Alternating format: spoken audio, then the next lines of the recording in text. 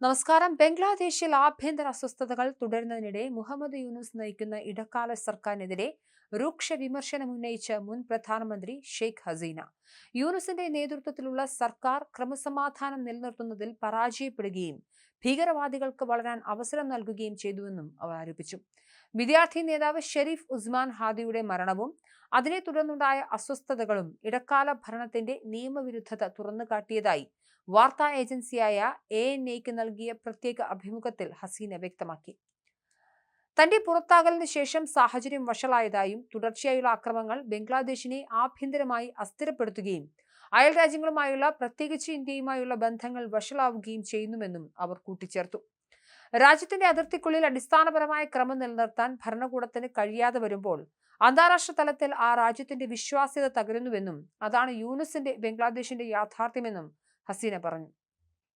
ഭീകരവാദ ഇസ്ലാമിക ഘടകങ്ങളുടെ വർദ്ധിച്ചുവരുന്ന സ്വാധീനത്തെക്കുറിച്ചും ഹസീന ആശങ്ക പ്രകടിപ്പിച്ചു. ശിക്ഷിക്കപ്പെട്ട ഭീകരവാദികളെ ഇടക്കാല സർക്കാർ വിട്ടയച്ചെന്നും ഭീകരവാദികൾക്ക് ഭരണത്തിൽ പിടിമുറുക്കാൻ കഴിഞ്ഞെന്നും അവർ ആരോപിച്ചു. മതേതരത്വം ബംഗ്ലാദേശിന്റെ പ്രധാന ശക്തികൾ ഒന്നാണെന്നും ഹസീന പറഞ്ഞു. ഇന്ത്യ ബംഗ്ലാദേശ് ബന്ധം വഷളാവുന്നതിനെക്കുറിച്ചും അവർ ആശങ്ക ഉന്നയിച്ചു. ഇന്ത്യ വിരുദ്ധ പ്രതിഷേധങ്ങളും ദീപു ചന്ദ്രദാസിന്റെ കൊലപാതകവും അവർ ചൂണ്ടിക്കാട്ടി. ഇന്ത്യക്കെതിരായുള്ള ശത്രുതാപരമായ പ്രസ്താവനകളും മതന്യൂനപക്ഷങ്ങളെ സംരക്ഷിക്കുന്നതിൽ പരാജയപ്പെട്ടതും ഹസീന എടുത്തു പറഞ്ഞു.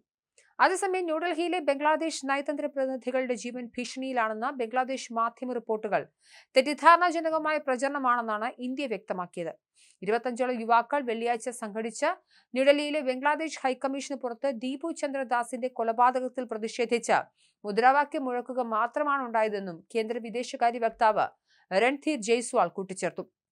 ഷെയ്ഖ് ഹസീനയെ അധികാരഭ്രഷ്ടയാക്കിയ ന്യൂജൻ പ്രക്ഷോഭത്തിന്റെ മുൻനിരയിലുണ്ടായിരുന്ന ഷെരീഫ് ഉസ്മാൻ ഹാദി എന്ന യുവ നേതാവിന്റെ മരണത്തെ തുടർന്ന് ബംഗ്ലാദേശിൽ പൊട്ടിപ്പുറപ്പെട്ട കലാപത്തിനിടെ മതനിന്ദ ആരോപിച്ച് ദീപു ചന്ദ്രദാസ് എന്ന 25കാരനെ ജനക്കൂട്ടം തല്ലിക്കൊന്നതിൽ പ്രതിഷേധിച്ചായിരുന്നു ന്യൂഡൽഹി ഹൈക്കമ്മീഷന് പുറത്തെ പ്രതിഷേധം.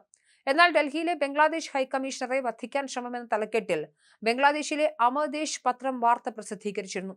സുരക്ഷാ പരിധി ലംഘിച്ച് അഖണ്ഡ ഹിന്ദുസേനക്കാരായ 20 മുതൽ 25 പേർ ചാണക്യപുരിയിലെ ബംഗ്ലാദേശ് ഹൈക്കമ്മീഷൻ ഓഫീസിന് മുന്നിൽ വരികയും ഹൈക്കമ്മീഷണറെ വെടിവെച്ചു കൊല്ലുമെന്ന് ഭീഷണി മുഴക്കുകയും ചെയ്തുവെന്നും പത്രം ആരോപിച്ചിരുന്നു. സംഘം സുരക്ഷാ പരിധി ലംഘിച്ചിട്ടില്ല എന്നും ഏതാനും മിനിറ്റ് കൊണ്ട് തന്നെ സംഘത്തെ സ്ഥലത്തുനിന്നും പോലീസ് പിരിച്ചുവിട്ടുവെന്നും അതിന്റെ ദൃശ്യങ്ങൾ തെളിവുകളായി പൊതുജനത്തിന് മുൻപിലുണ്ടെന്നും വിദേശകാര്യ വക്താവും വ്യക്തമാക്കി. വിദേശ നയതന്ത്ര കാര്യാലയങ്ങളുടെയും ഉദ്യോഗസ്ഥരുടെയും സുരക്ഷ വിയന്ന കൺവെൻഷൻ പ്രകാരം ഉറപ്പുവരുത്താൻ ഇന്ത്യ പ്രതിജ്ഞാബദ്ധമാണെന്നും വിദേശകാര്യ വക്താവ് കൂട്ടിച്ചേർത്തു. ബംഗ്ലാദേശിലെ സംഭവ വികാസങ്ങൾ ഇന്ത്യ സൂക്ഷ്മമായി നിരീക്ഷിച്ചുകൊണ്ടിരിക്കുകയാണ്. ഇന്ത്യൻ ഉദ്യോഗസ്ഥർ ബംഗ്ലാദേശ് അധികൃതരുമായി സമ്പർക്കത്തിലുമാണ്. ന്യൂനപക്ഷങ്ങൾക്ക് നേരെ അവിടെ നടക്കുന്ന അക്രമങ്ങളിൽ കടുത്ത ആശങ്ക അറിയിച്ചിട്ടുണ്ടെന്നും ജയ്സ്വാൾ തുടർന്നു. എന്തായാലും ഹിന്ദു യുവാവിനെ കൊന്ന കൊലയാളികളെ എത്രയും പെട്ടെന്ന് നീതിക്ക് മുന്നിൽ കൊണ്ടുവരണമെന്നും അദ്ദേഹം ആവശ്യപ്പെട്ടിട്ടുണ്ട്.